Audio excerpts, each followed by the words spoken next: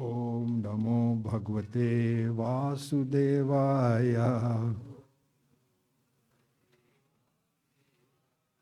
ओम नमो भगवते वासुदेवाय। ओम नमो भगवते वासुदेवाय। जय जय श्री चैतन्य जय नित्यानंद।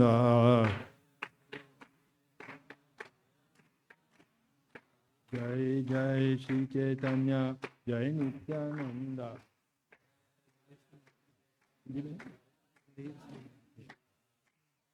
जय द्वैता चंद्र जय गौर भक्त वृंदा।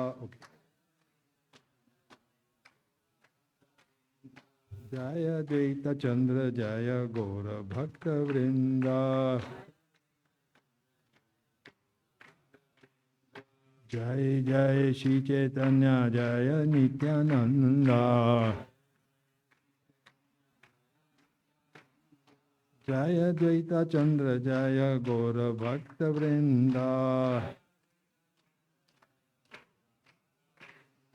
जय जय श्री चैतन्य जय नित्यानंद।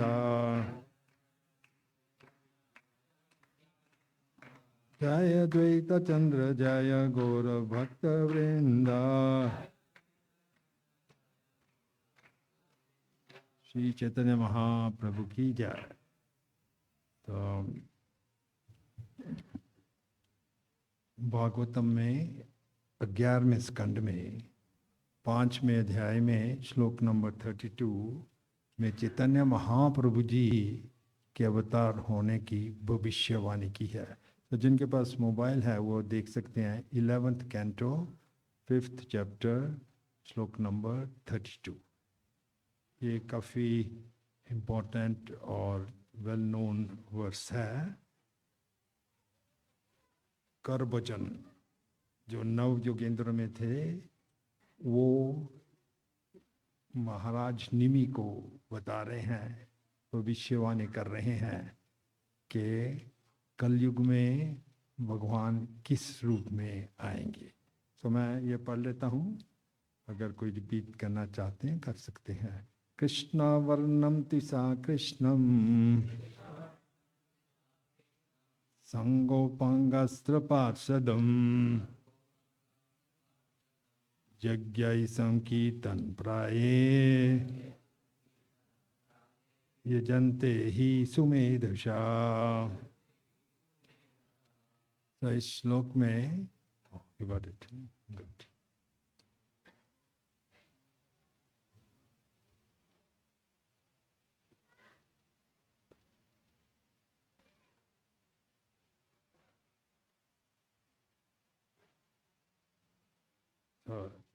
इसका अनुवाद है ऐसे। हालांकि ये 11वें स्कंद में आता है, लेकिन इसका ट्रांसलेशन प्रभुपाद जी ने पहले ही आदि लीला में किया है। तात्पर्य भी प्रभुपाद जी का ही है। हालांकि 11वें स्कंद जो कि प्रभुपाद जी के फॉलोअर्स ने ट्रांसलेट किया है, फॉलोअर्स ने वही ट्रांसलेशन और परपुट दिया है जो प्रभुपाद जी ने आदि लीला में इसी श्लोक पर किया है। कलयुग में बुद्धिमान व्यक्ति ईश्वर के उस अवतार की पूजा करने के लिए सामूहिक कीर्तन संकीर्तन करते हैं, जो निरंतर कृष्ण के नाम का गायन करता है। यद्यपि उसका वर्ण श्यामल यानी कृष्ण नहीं है, किंतु वह साक्षात कृष्ण है। वह अपने संगियों, सेवकों, आयुधों तथा विश्वास पात्र साथियों की संगत में रहता है। सब मेरे पीछे दोहराएंगे। कलयुग में बुद्धिमान व्यक्ति ईश्वर के उस अवतार की पूजा करने के लिए सामूहिक कीर्तन करते हैं, जो निरंतर कृष्ण के नाम का गायन करता है, यद्यपि उसका वर्ण शामिल नहीं है, किंतु वह साक्षात कृष्ण है। वह अपने संगियों, सेवकों, आयुधों तथा विश्वास पात्र साथियों की संगत में रहता है। तात्पर्य प्रभुपाद जी के द्वारा ओरिजिनली है, later repeated by his followers. यही श्लोक चैतन्य चरितामृत आदि लीला 3:52 में कृष्णदास कविराज द्वारा उद्धृत किया गया है। श्रील प्रभुपाद ने श्लोक की टीका इस प्रकार की है। यह पाठ श्रीमद् भागवतम में आया है। श्रील जीव गोस्वामी ने भागवत पर की गई अपनी टीका क्रम संदर्भ में इस श्लोक की व्याख्या की है, जिसमें उन्होंने कहा है कि भगवान कृष्ण सुनहरे रंग में भी प्रकट होते हैं, सुनहरे रंग में भी प्रकट होते हैं, गोल्डन फॉर्म में भी प्रकट होते हैं। ये सुनहरे भगवान कृष्ण भगवान चैतन्य हैं, जिनकी पूजा इस युग में बुद्धिमान लोग करते हैं। जो जनते ही सुमेधसा, सुमेधसा जो अच्छे बुद्धि वाले हैं, इंटेलिजेंट लोग हैं। मेधसा मीन्स इंटेलिजेंट, सुमेधसा जो जनते ही सुमेधसा।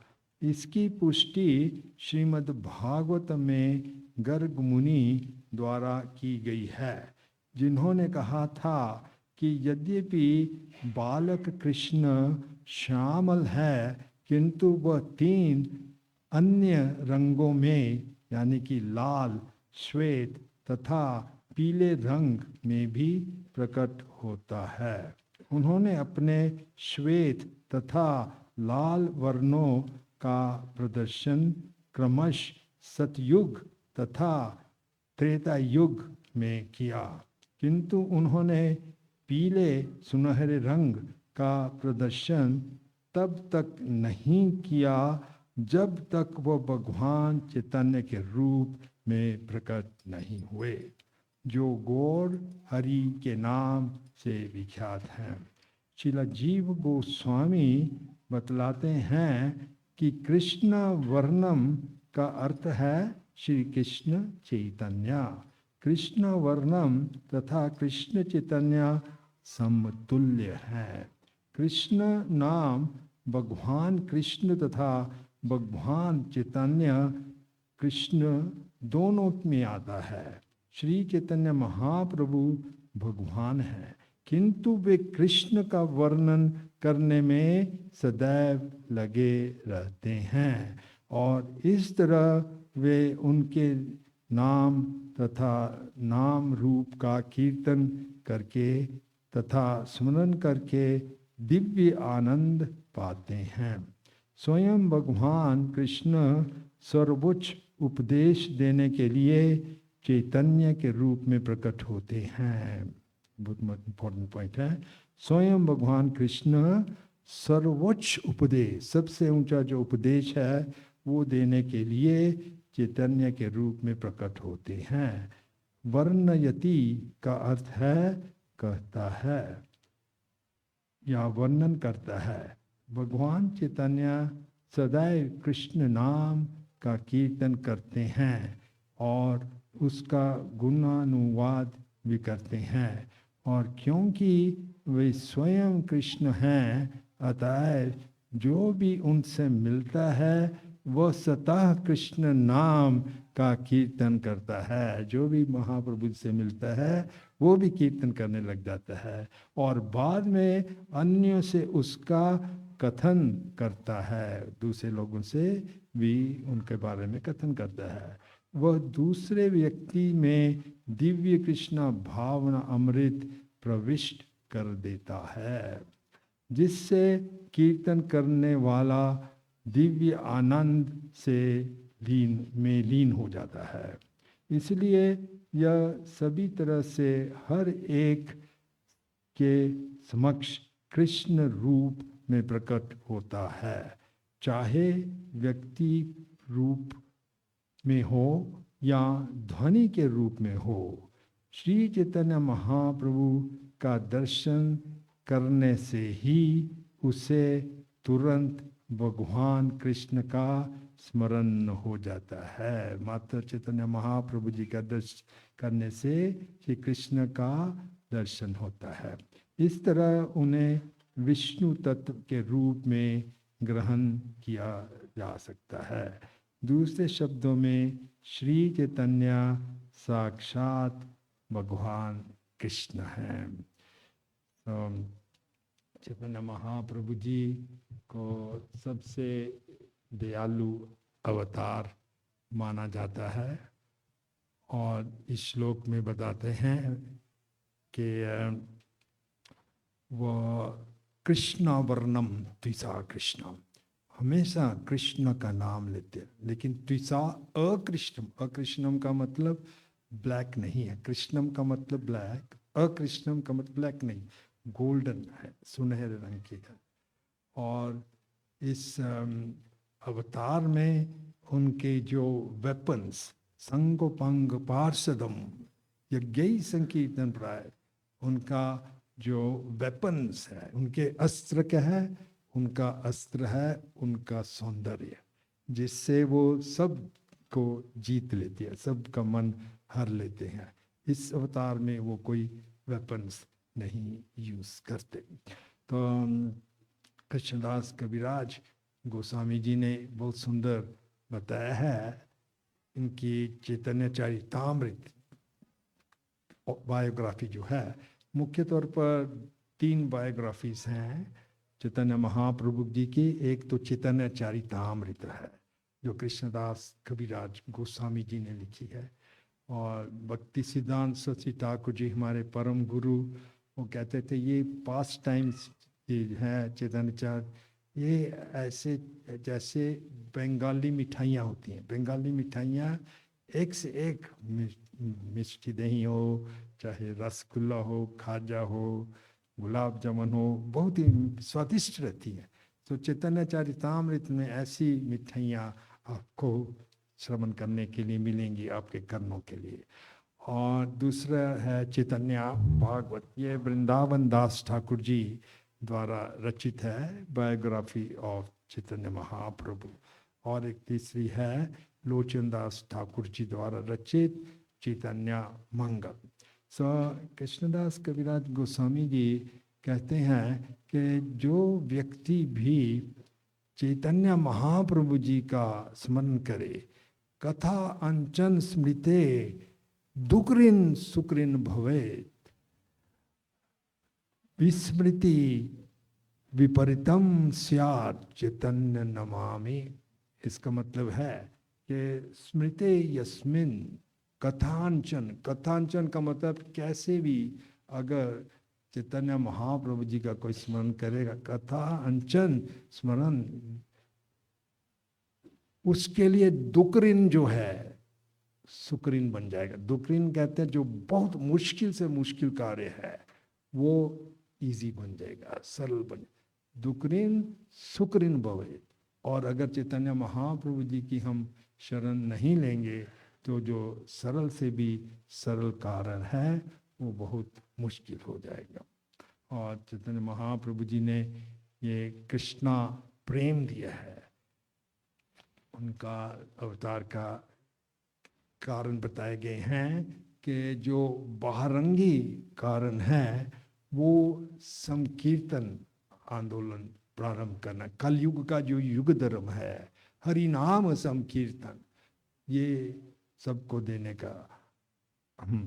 अपने करेमो भक्त भाव अंगीकार, अपने आचारी भक्ति से खाइलू सवारे। महाप्रभु जी कहते हैं कि एक भक्त का रूप लेकर, मैं भक्त का भाव लेकर सभी को मैं भक्ति भाव, भक्त भाव अंगीकारे भक्ति सिखाइनू सवारे, सबको भक्ति सिखाऊंगा। तो जो बाहरंगी रीज़न कारण है उनका आने का, वो ये था कि सबको संकीर्तन देना, ये युग धर्म जो कलयुग का है। और ये जो कलयुग है एक बहुत विशेष कलयुग है। भगवान श्री कृष्ण भी इस धरती पर ब्रह्मा जी के एक दिन में ही आते हैं। ब्रह्मा जी का एक दिन बताया गया है गीता में कि सतयुग, त्रेता, द्वापर और कलयुग, इनका टोटल किया जाए तो इसको 1000 बार मल्टीप्लाई किया जाए, वो मात्र 12 घंटे हैं ब्रह्मा जी के एक दिन है। उस एक दिन में, ब्रह्मा जी के एक दिन में द्वापर युग में श्री कृष्ण जी आते हैं। और जिस द्वापर युग में श्री कृष्ण जी आते हैं, हर एक द्वापर युग में नहीं आते, इस द्वापर युग में आए थे, हम बहुत भाग्यवान हैं। उसके बाद जो कलयुग आता है जिसमें कृष्ण जी आते हैं, उसके नेक्स्ट कलयुग जो आता है उसमें चैतन्य महाप्रभु जी आते हैं। तो ये बहुत विशेष युग है कलयुग, जो हमारा सौभाग्य है इसमें जन्म लेने का। तो इस युग में आते हैं और ये युग धर्म प्रचार करते हैं, जो है नाम संकीर्तन। और इसके अतिरिक्त ये चैतन्य चरितामृत में बताया गया है श्री कृष्ण जी के कुछ अंतरंग आने के अंतरंग कार्य भी हैं। बहरंग कार्य तो यही है, संकीर्तन आंदोलन स्टार्ट करने का और अद्वैत आचार्य की जो इच्छा थी वो पूरी करना। अद्वैत आचार्य महाविष्णु के ही अवतार हैं, और जब भी 500 वर्ष पहले उन्होंने देखा कि नवद्वीप एरिया, बंगाल एरिया भक्ति में कोई रुचि नहीं ले रहा था, भक्ति की सुगंध तक नहीं थी, तो उन्होंने सोचा अभी तो स्वयं श्री कृष्ण को ही आना पड़ेगा, वही भक्ति यहाँ में सिखा सकेंगे। तो उन्होंने इतनी जोर से पुकारा, तुलसी मंजरियाँ भिगोई हुई गंगा जल में शालिग्राम को अर्पित की। और ऐसा आता है कि कोई भी व्यक्ति अगर शालिग्राम के ऊपर तुलसी भिगोई हुई गंगा जल में अर्पित करेगा, उसकी सब इच्छाएं पूरी हो जाती हैं। तो अद्वैताचार्य ने ऐसा ही किया और जोर से पुकारा कि कृष्ण अभी आपको अवतरित होना पड़ेगा भक्ति सिखाने के लिए, सबके लिए। इसलिए उनका नाम भी पड़ा हुम करा अद्वैताचार्य। एक तो ये दो कारण है, अद्वैताचार्य की पुकार और कलयुग का युग धर्म स्टार्ट करने के लिए, ये बहरंगी कारण है। और इसके अतिरिक्त जो अंतरंग कारण है, जो कुछ इच्छाएं श्री कृष्ण जी के अवतार में भी पूर्ण नहीं हुई थी, सेटिस्फाई नहीं हुई, वो पूर्ण करने के लिए चैतन्य महाप्रभु जी आए। और ये बताई गई हैं इसी चैतन्य चरितामृत में कि ये 3 इच्छाएं थी। पहली इच्छा थी कि श्री राधा रानी जी के जो प्रेम की महिमा है उसको समझने के लिए, राधा रानी का जो प्रेम है कृष्ण के प्रति प्रेम, वो प्रेम समझने के लिए वो चैतन्य महाप्रभु जी, ये तो एक कारण था। दूसरा कारण ये था, कृष्ण जी सोचते थे कि मुझ में ही क्या मेरी मधुरता है जिससे राधा रानी जी आकर्षित होती हैं, वो समझने के लिए वो राधा रानी जी का भाव लेकर प्रकट हुए। और तीसरा कारण था, वो राधा रानी जी जो सुख अनुभव करती हैं कृष्ण प्रेम में, उसी सुख का अनुभव करने के लिए श्री कृष्ण जी ये इस रूप में आए, चैतन्य महाप्रभु जी।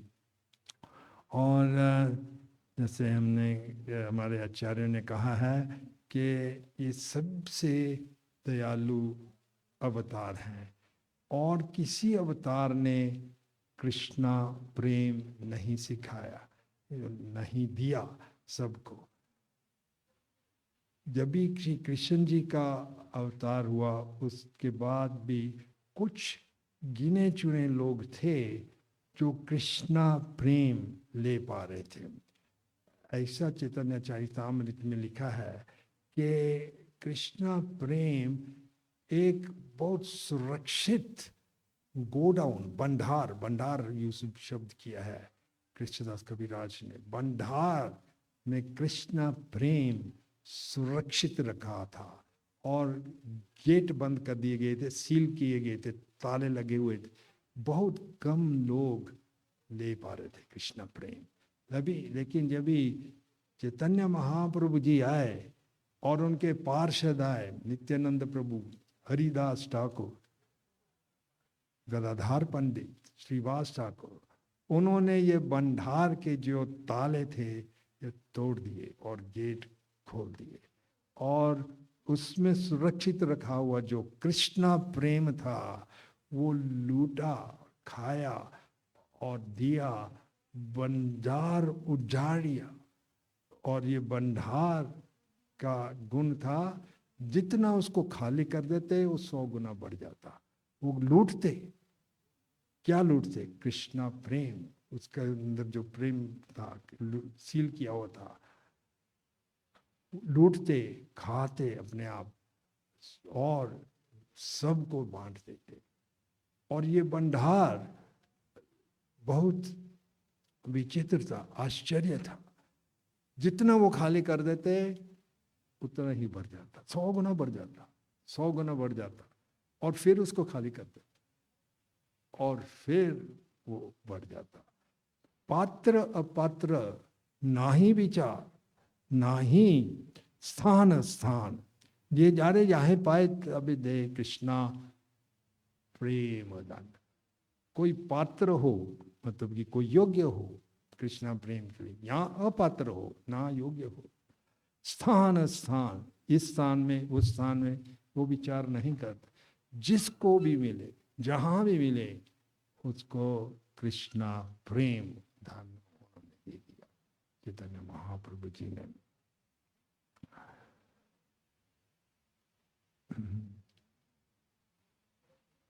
जब चैतन्य महाप्रभु जी संन्यास लेकर नवद्वीप में आए, मायापुर में आए, तो उन्होंने संकीर्तन आंदोलन प्रारंभ किया और अपने 2 मुख पार्षद थे, नित्यानंद प्रभु और हरिदास ठाकुर।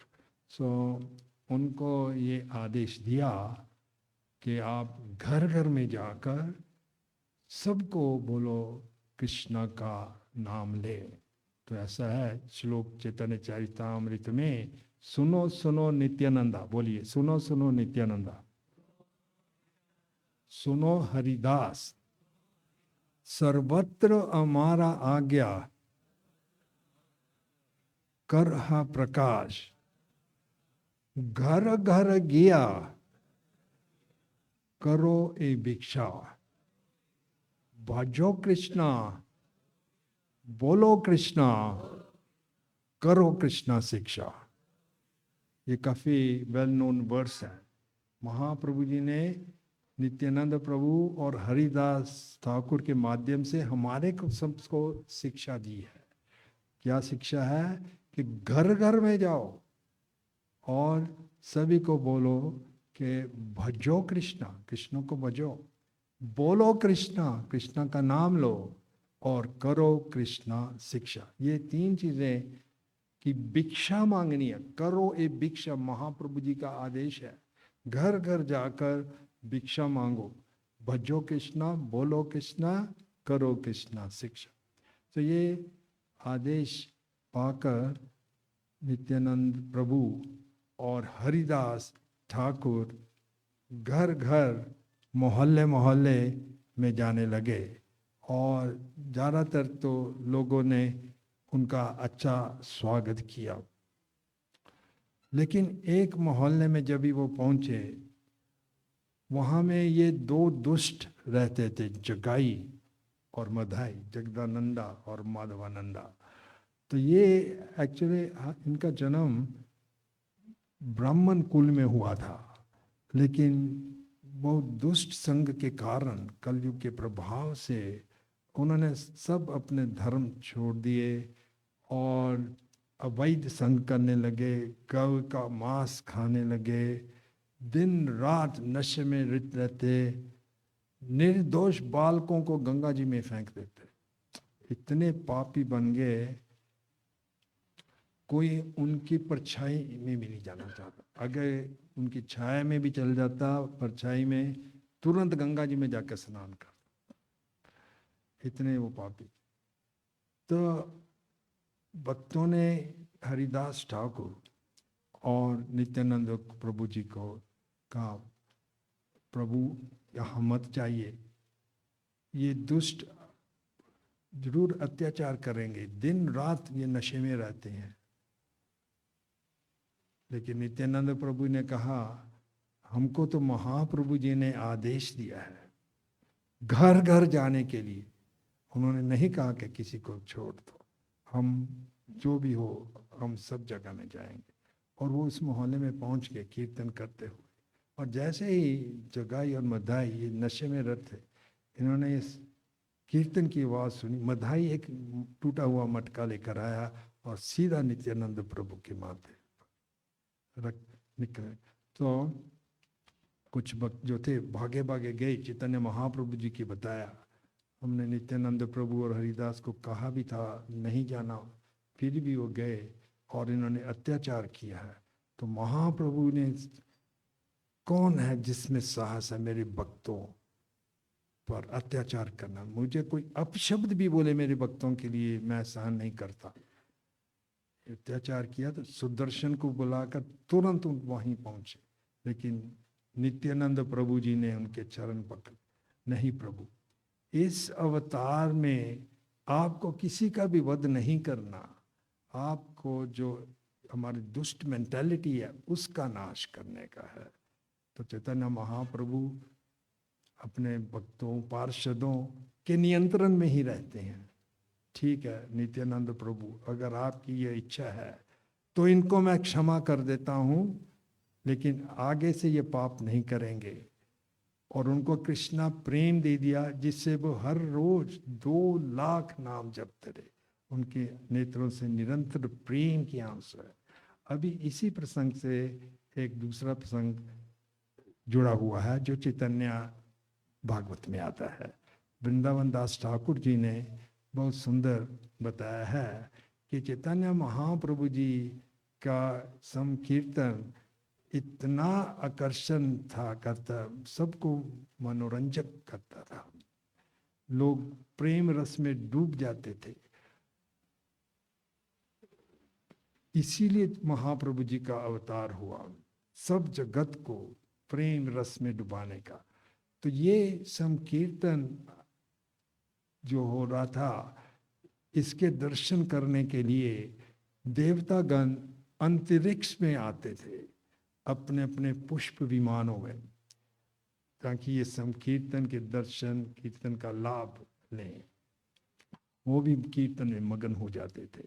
तो एक दिन सभी देवता, कुछ देवता अपने अपने पुष्प विमानों से ये महाप्रभु जी का नृत्य, जो इस जगत का नहीं है, जो साक्षात गोलोक से आया, महाप्रभु जी साक्षात गोलोक से इस संकीर्तन को ले हैं। ये चैतन्य लीला जो है, संकीर्तन मूवमेंट जो है, ये चैतन्य महाप्रभु जी का संकीर्तन लीला ही है। तो दर्शन करने के आए, जब भी उनको वापस जाना था अपने ग्रहों तक, तैयार हो गए, उनकी दृष्टि गई एक पुष्प विमान पर, जो इन्होंने पहचान लिया यमराज जी का विमान है। तो इन्होंने सोचा आज हम बहुत धन्य हो गए, आज यमराज जी के भी दर्शन कर लेंगे, क्योंकि यमराज जी भी एक महाजान है। और ऐसा नेक्टर ऑफ डिवोशन में उल्लेख है कि जो भी, जिसने भी कंठी माला डाली हो, तुलसी माला, और जिसने तिलक लगाया हो, और जो हमेशा भगवान का नाम जपता है, यमदूत उसके पास कभी नहीं आएंगे। ये यमराज का आदेश है। यमदूतों को कभी भी किसी वैष्णव के पास नहीं, भूल कर भी नहीं जाना।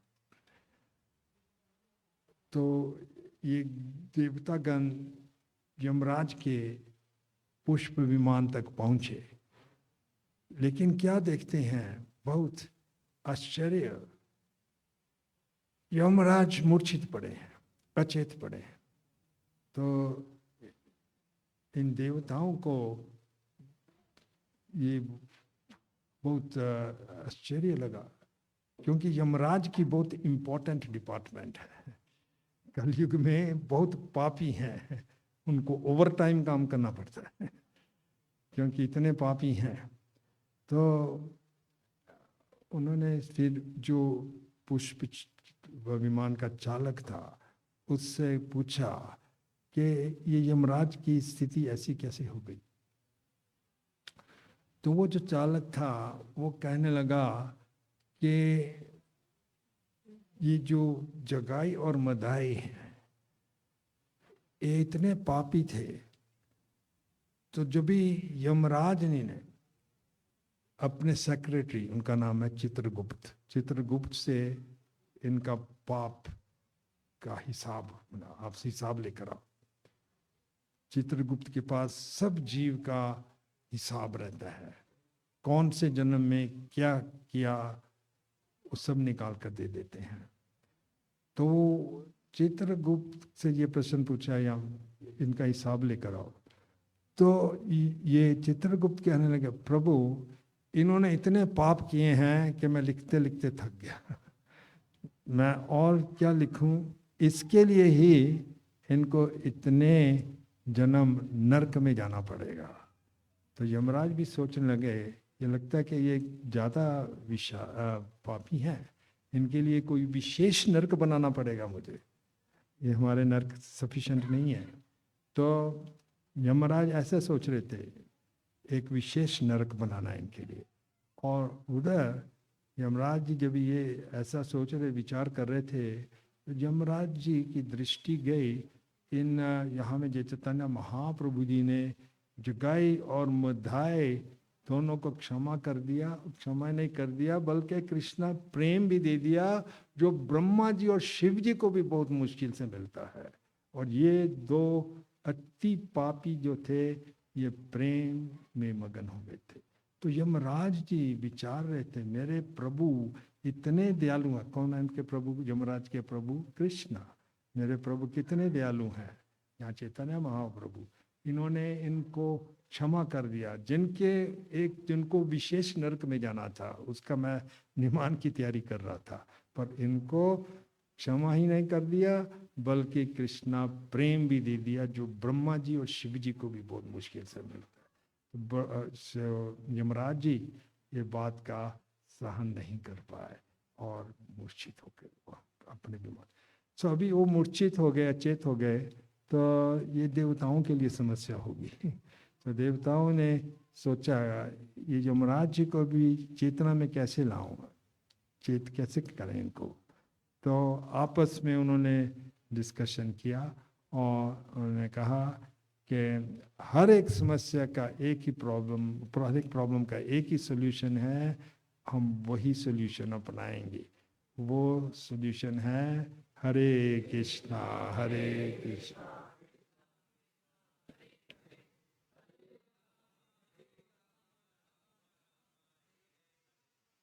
तो सब देवतागण अपने अपने पुष्प विमानों में कीर्तन करने लगे और नृत्य करने लगे। और जैसे ही ये कीर्तन और की ध्वनि यमराज जी के कर्ण रंध्रों से उनके हृदय तक पहुंची, तो उनकी चेतना जागृत होने लगी और जागने लगे। तो फिर उन समझ ये तो कीर्तन हो रहा है, तो उठ खड़े हुए। जब भी वो उठ खड़े हुए तो उन्होंने देखा पंचमुखी शिवा, चतुर्मुखी ब्रह्मा, फिर इंद्र चंद्र सूर्य सब अपने विमानों में नृत्य कर रहे हैं। तो यमराज भी नहीं ठहर पाए, वो भी उनके साथ कीर्तन में लग गए। हरे कृष्णा कृष्णा कृष्णा हरे हरे, हरे हरे राम राम राम हरे हरे। सो ऐसी अद्भुत लीलाएं हैं। और उस PUBG till what time the class continuous? 8:30. Okay. 5 minutes more. Okay. So इसमें एक बार निमाई चैतन्य महाप्रभु जी अपने घर में बैठे थे, सत्संग हो रहा था, कई और डिवोटीज भी थे उनके साथ। तो सत्संग के बाद कुछ देर के बाद अचानक निमाई बोलने लगे कि अभी मैं घर जा रहा हूँ। वो अपने ही घर में ही बैठे थे, सच्चिदानी और जगन्नाथ मिश्रा उनके माता पिता के घर में ही बैठे थे। अचानक कहने लगे अभी मैं घर जा रहा हूँ। तो सभी भक्त बहुत चौंक गए, हैरान हो गए कि ये क्या कह रहे हैं निमाई, ये अपने घर में ही बैठे हैं पर फिर भी कह रहे हैं कि मैं घर जा रहा हूँ। तो उन्होंने सोचा, आपस में डिस्कशन किया, उन्होंने सोचा कि हम मुरारी गुप्त को पूछेंगे, क्योंकि मुरारी गुप्त आप सबको मालूम है किसके अवतार हैं। मुरारी गुप्त हनुमान के अवतार है। तो रामचंद्र जी के बहुत क्लोज हैं, तो इनको सब मालूम होगा। तो उन्होंने मुरारी गुप्त से पूछा, मुरारी इसका क्या अर्थ है? घर में ही तो बैठे हैं पर वो कहते हैं मैं घर जा रहा हूँ। तो मुरारी गुप्त कहने लगे, उनके कहने का अर्थ ये है, एक्चुअली उनका जो घर है, जो वास है, वो भक्त का हृदय है। वो हमेशा अपने भक्त के हृदय में ही रहते हैं। ये उनके कहने का अर्थ है। ये प्रसंग एक और आता है कि बिल्बी मंगल ठाकुर दक्षिण में थे और फिर बाद में वो वृंदावन तक आए और वृंदावन में उनका नाम सूरदास था। और एक्चुअली काफ़ी लंबी कहानी है, अभी मैं थोड़ा बहुत संक्षेप में ही बता रहा हूँ। अपने आप को स्व इच्छा से नेत्रहीन कर लिया था उन्होंने, ताकि वो भौतिक सौंदर्य पर लोभित ना हो, इसलिए स्वेच्छा से नेत्रें फोड़ ली थी उन्होंने। वृंदावन तक कैसे भी पहुँचे, भजन करते थे और वहाँ हर एक बालक आता और एक दूध का लोटा उनको दे देता। तो दूध का लोटा दे देता और बाद में आकर जब भी पी लेते दूध, लोटा ले जाता।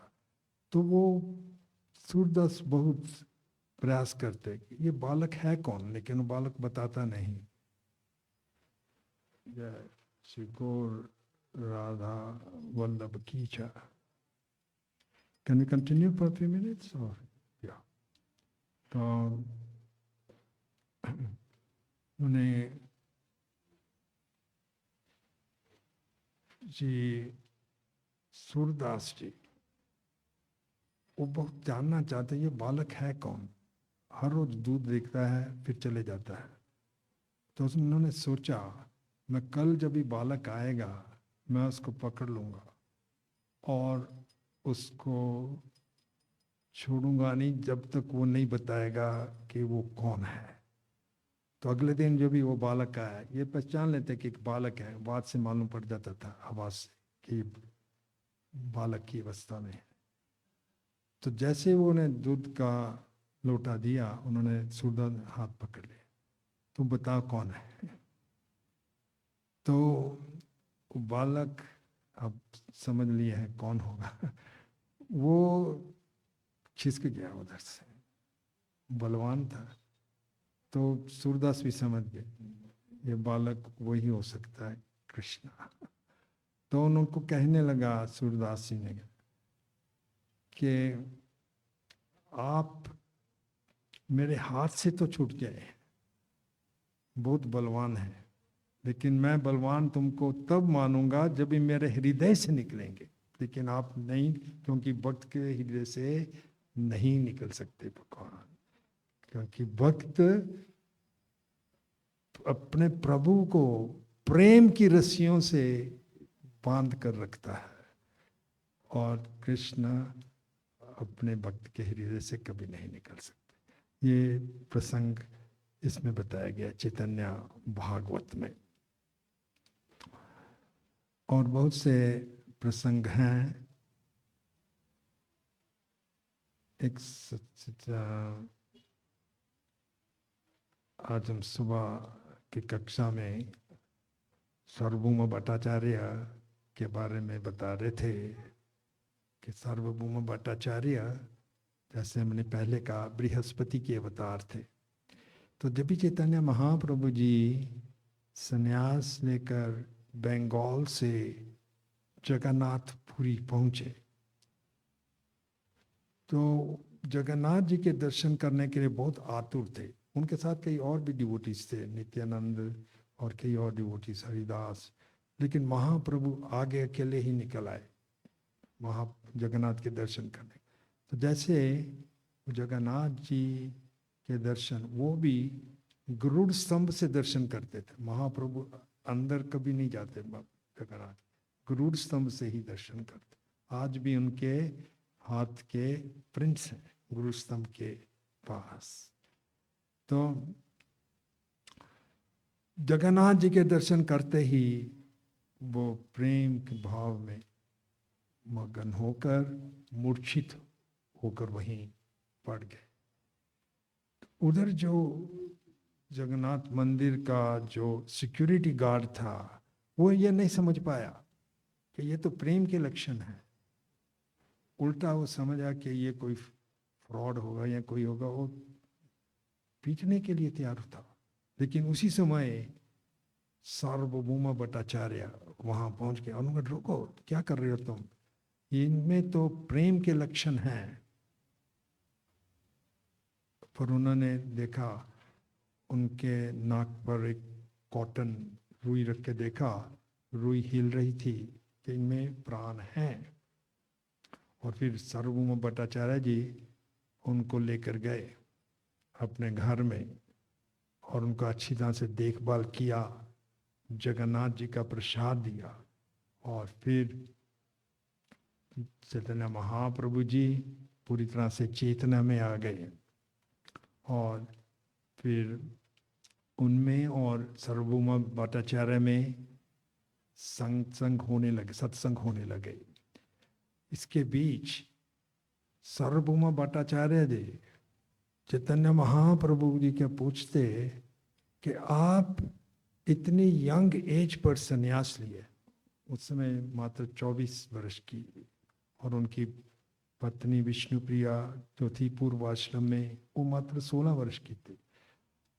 आपने इतनी यंग एज में संन्यास लिया है, और फिर आप वेदांत पर अध्ययन क्यों नहीं करते? सन्यासी का ड्यूटी है वेदांत का अध्ययन करना।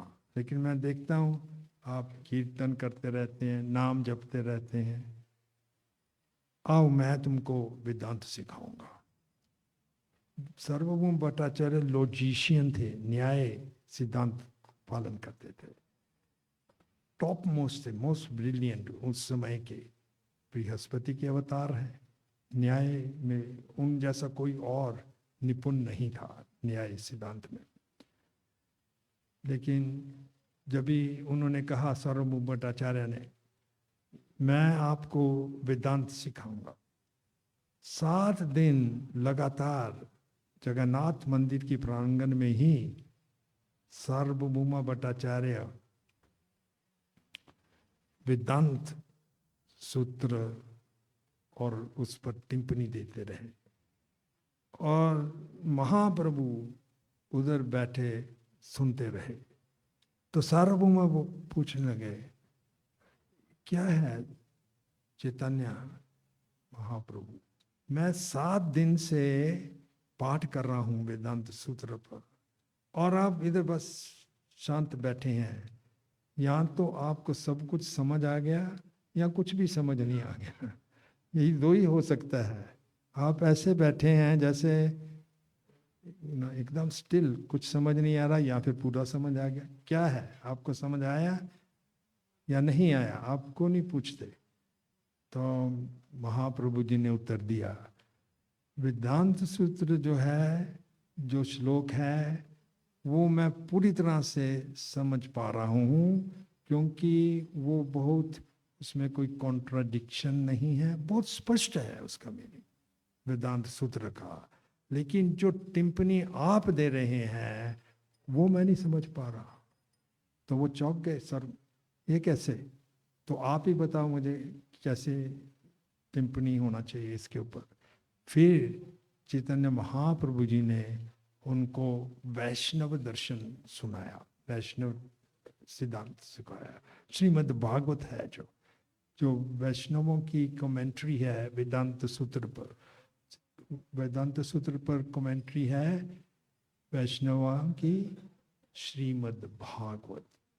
तो श्रीमद् भागवत उनको सुनाई, और ऐसे में सार्वभौम भट्टाचार्य के हृदय में बहुत परिवर्तन आने लगा, और वो अपने आप को ही कंडेम करने लगे। मैं इतना, जैसे वुल्व्स बार्क करते हैं, लुमड़ियां बार्क करते हैं, वैसे ही मैं न्याय का प्रचार कर रहा था।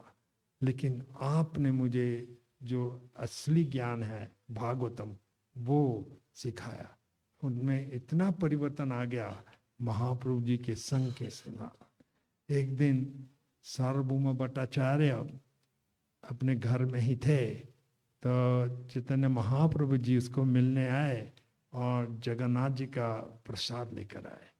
और उस समय सार्वभौम भट्टाचार्य उठे ही थे, उन्होंने दातन वगैरह ब्रश नहीं किया था, स्नान नहीं किया था। महाप्रभु जी जैसे प्रसाद लेकर आए और सार्वभौमा को बताया, सार्वभौमा भट्टाचार्य ने तुरंत वो प्रसाद ले लिया और खाने लग गए। तो महाप्रभु जी कहने लगे, सार्वभौमा आप अभी उठे हैं, अपने दातन नहीं किया, फ्रेश नहीं हुआ, बात नहीं लिए, आप ले लें।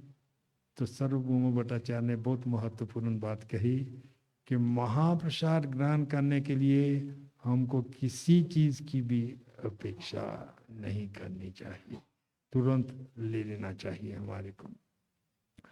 और फिर कुछ दिन बीत गए, और अभी सार्वभौम भट्टाचार्य के हृदय में इतना परिवर्तन आ गया, इतना हृदय मर्म हो गया।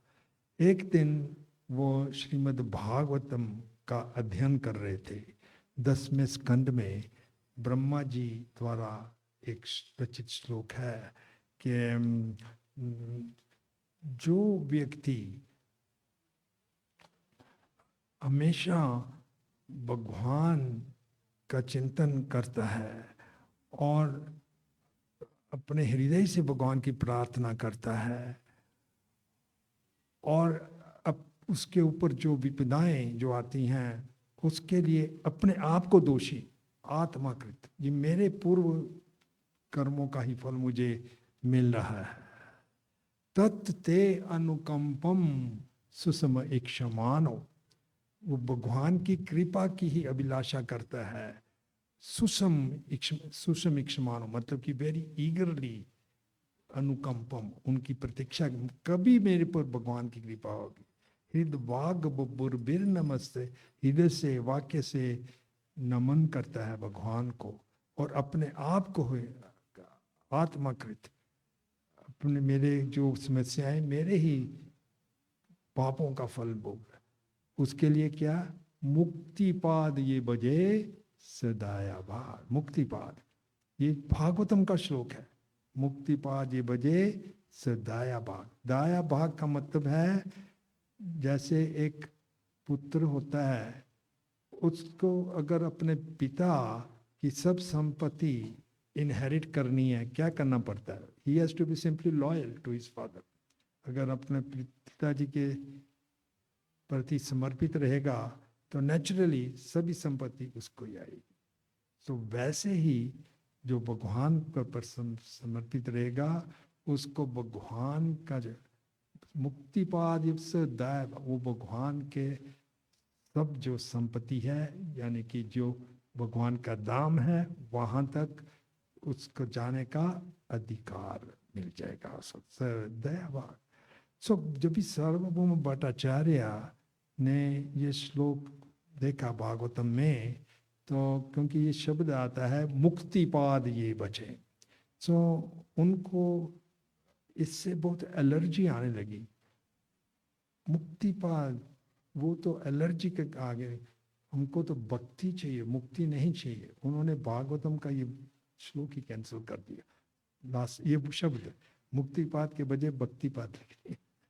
तो कुछ दिन के बाद चैतन्य महाप्रभु जी आए और उन्होंने ये देखा सार्वभौम भट्टाचार्य ने ये चेंज कर दिया। तो उन्होंने भक्तों से पूछा ये क्या, ये किसने किया है? तो भक्तों ने बताया कि सार्वभौम भट्टाचार्य जब भी आपके संग में आए हैं, इन भक्ति से इतना प्रभावित हो गए हैं कि वो मुक्ति के बारे में भी सुनना भी नहीं चाहते, एलर्जी हो जाती है इनको, इसलिए इन्होंने कैंसिल कर दिया और मुक्तिपाद के बजाय भक्तिपाद कर दिया। तो महाप्रभु मुस्कुराने लगे सुन के। और जब भी सार्वभौम भट्टाचार्य आए उधर, तो उन्होंने उसको देखो सार्वभौमा भट्टाचार्य, आप इतने विद्वान हैं, ये जो श्रीमद् भागवत है ये प्रमाणम अमलम है, इसमें कुछ मल नहीं, कोई त्रुटि नहीं है, परफेक्ट है, इसमें कोई त्रुटि नहीं है। जहाँ ये शब्द मुक्तिपाद प्रयोग किया गया है, मुक्तिपाद का मतलब है वो व्यक्ति जिसकी सब मुक्तियां शरण लेती हैं। वो कौन है? कृष्ण। तो ये रॉन्ग नहीं है, ये करेक्ट है। मुक्तिपाद ये बजे सदाया बाग। तो आपको ये करना ये ठीक नहीं था, आपको करेक्ट करना ठीक नहीं था। ऐसे महाप्रभु जी ने बहुत से लर्नेड स्कॉलर्स जैसे सार्वभौम भट्टाचार्य, रामानंद रॉय, सद गोस्वामी को अपने शिक्षाओं में लाया। श्री चैतन्य महाप्रभु की जय, गौर पूर्णिमा की जय। आप सबका बहुत बहुत धन्यवाद। गौर राधा वल्लभ की जय, श्री प्रभुपाद की जय।